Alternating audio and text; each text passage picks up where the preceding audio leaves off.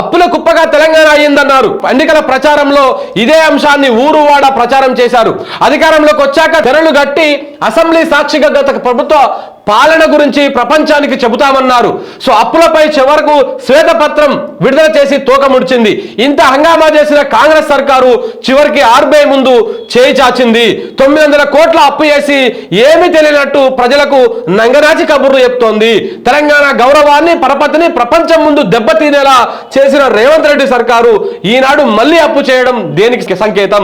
తప్పుల తడకగా శ్వేతపత్రాలను విడుదల చేసి అసెంబ్లీ సాక్షిగా అబాసు పాలైంది కాంగ్రెస్ ప్రభుత్వం. ప్రతిపక్షాల ప్రశ్నల దాటికి నోరు విప్పలేని పరిస్థితి. సమాధానం చెప్పుకోలేక సవాళ్లకు దిగుతున్నారు రాష్ట్ర మంత్రులు. ఆఖరికి సీఎం రేవంత్ రెడ్డి సైతం బెదిరింపు ధోరణిలో మాట్లాడడం ద్వారా వారి పాండిత్యం ఏ పాటిదో ప్రపంచానికి చాటుకున్నారు.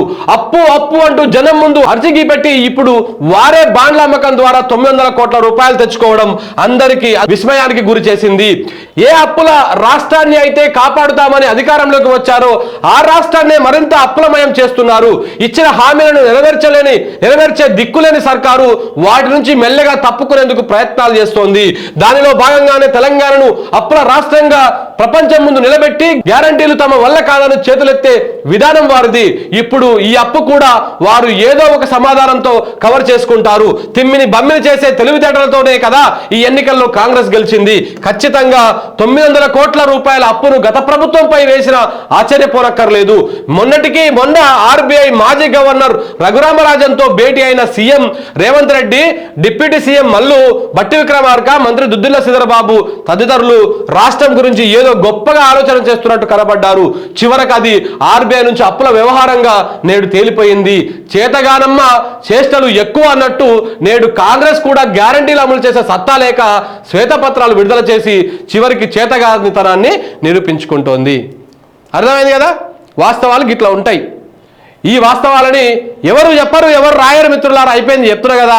ఎందుకో మరి నమస్తే తెలంగాణ కూడా వణుకుతున్నాయి. వాస్తవాలు రాస్తేందుకు ఏం పుట్టింది రోగం వీనికి కూడా?